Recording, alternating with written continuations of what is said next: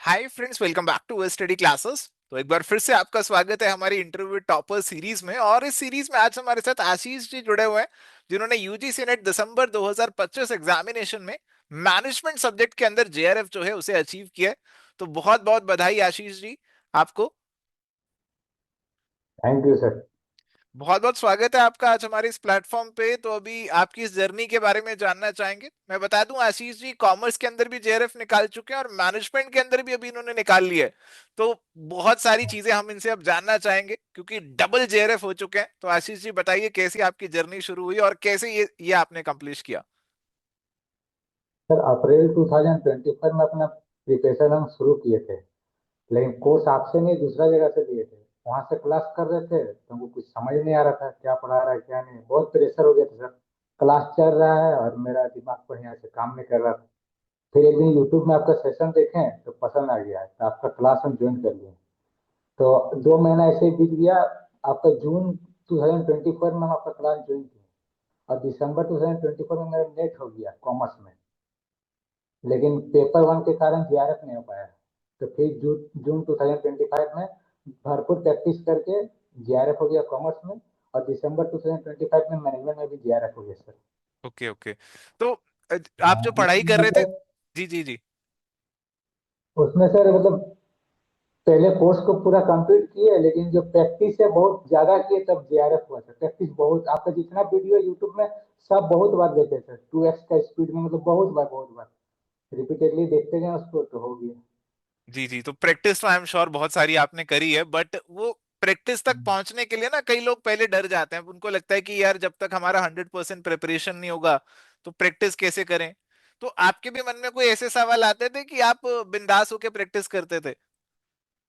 नहीं सर, हम रात को 9 बजे बैठते थे तो फिक्स कर लेते थे क्या इस यूनिट का पूरा रैपिड रिवीजन लगा लेंगे, उसका इसका पूरा एमसीक्यू करके सो जाना है। फिर दूसरा दिन उठते थे, फिर वही यूनिट को 5-6 दिन लगातार स्ट्रेटेजी बना लेते थे कि एक हफ्ता ये यूनिट करना है, एक हफ्ता ये यूनिट करना है।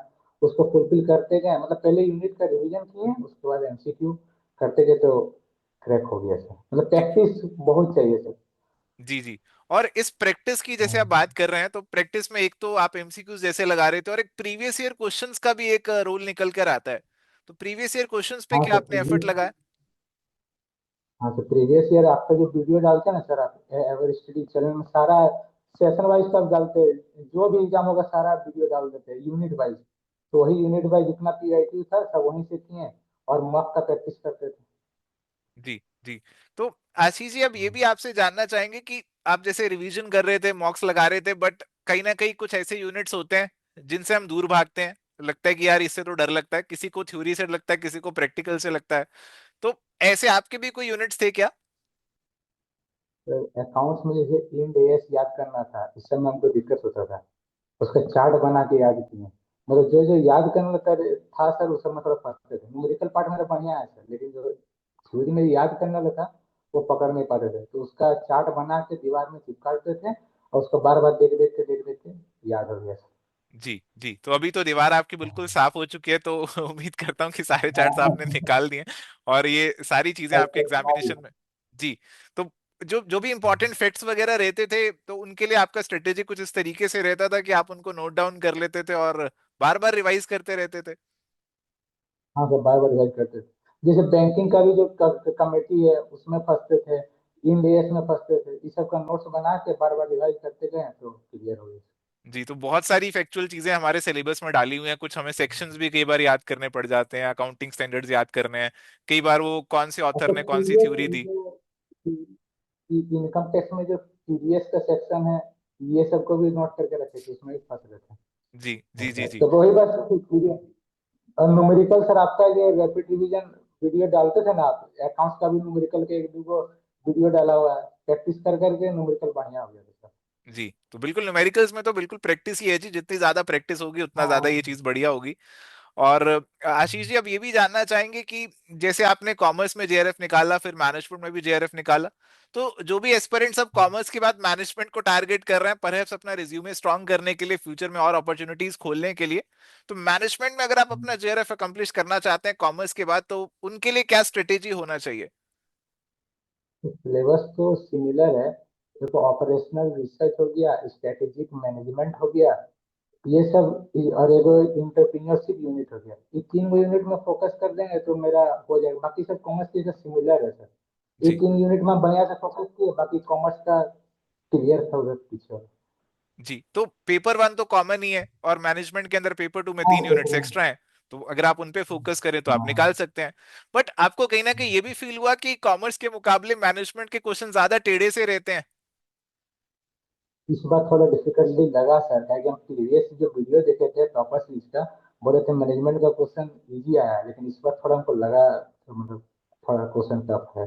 जी। तो हो गया मैनेजमेंट, सर। बिल्कुल मैनेजमेंट के अंदर थोड़ा सा चीजों को ज्यादा घुमा फिरा के कई बार वो पूछ लेते हैं, थोड़ा सा टिपिकल लैंग्वेज का भी कई हम्म। बार इस्तेमाल करते हैं। तो आई एम श्योर कि बहुत ज्यादा प्रैक्टिस आपने करी थी, तो ये चीजें आपकी कहीं ना कहीं आपको मदद करी होंगी। और आशीष जी, ये भी जानना चाहेंगे कि डबल जेआरएफ है तो कुछ ऐसा था कि कितने घंटे पढ़ाई करनी है, ऐसा भी कुछ फिक्स रखा हुआ था आपने? हम रात को 9 बजे, दिन भर पढ़ने का मन नहीं करता सर, कोचिंग वोचिंग में मेरा टाइम पास हो जाता था, मैं ट्यूशन पढ़ाने में। और उसके बाद हम रात को 9 बजे बैठते थे और सुबह 3 बजे 4 बजे तक पढ़ते रहते थे सर, उसके बाद सोते थे। अच्छा। तो पूरा 6 महीना, पूरा 6 महीना लगातार यही स्ट्रेटेजी फॉलो किए, तो कोर्स पूरा कंप्लीट हो गया, रिवीजन भी हो गया। जी जी जी। तो रात को पढ़ने बैठते थे तो फिर सोने का समय कैसे मिल पाता था? तो सोते थे 4 बजे सर, आराम से उठते थे बेड से। अच्छा, आराम से उठते थे तो रात के समय मेरे ख्याल ज्यादा कंसंट्रेशन के साथ और बिल्कुल शांति रहती है, तो अच्छे फोकस के हाँ साथ सर, हम पढ़ाई इसीलिए कर सकते रात, रात को ही अच्छा लगता है पढ़ने में सर। हैं। जी। तो कभी कभी ऐसा कोई डिमोटिवेशन नहीं आया कि आप रात को पढ़ाई कर रहे हैं और आपके साथ वाले रात को पार्टी कर रहे हैं, या आपके दोस्त लोग कहीं घूमने फिरने जा रहे हैं, मूवी देखने जा रहे हैं? कभी ऐसा लगा नहीं कि अरे यार ये डिमोटिवेट हो रहे हैं, या फिर वो सारी चीजें मेरी छूट रही हैं? तो कैसे आप अपने आप को अपने गोल के प्रति वो मोटिवेटेड रखते थे?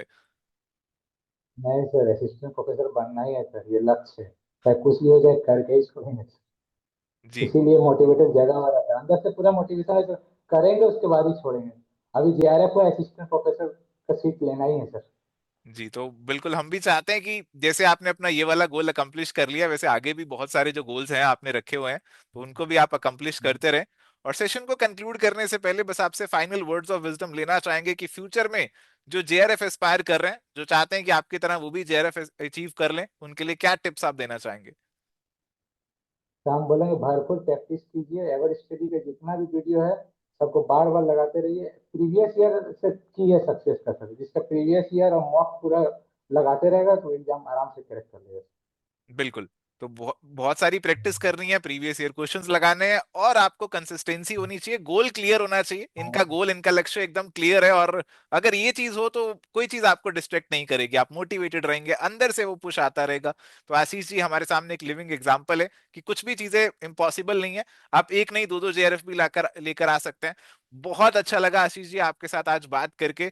बहुत बहुत शुक्रिया समय निकालने के लिए, आज हमारे साथ जुड़ने के लिए।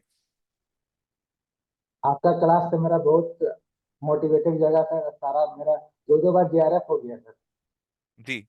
आपका कृपा रहेगा तो असिस्टेंट प्रोफेसर भी बन सकते। बिल्कुल बिल्कुल, हम चाहते हैं कि आगे भी आप असिस्टेंट प्रोफेसर बने, और जो भी आपके गोल्स हैं आप लाइफ में आगे बढ़ते रहें, अचीव करते रहें। तो यहाँ पे इस सेशन को कंक्लूड करते हैं। चलिए मिलेंगे नेक्स्ट सेशन में एक नए टॉपर के साथ। Till then goodbye, take care, all the best. Thank you. Thank you.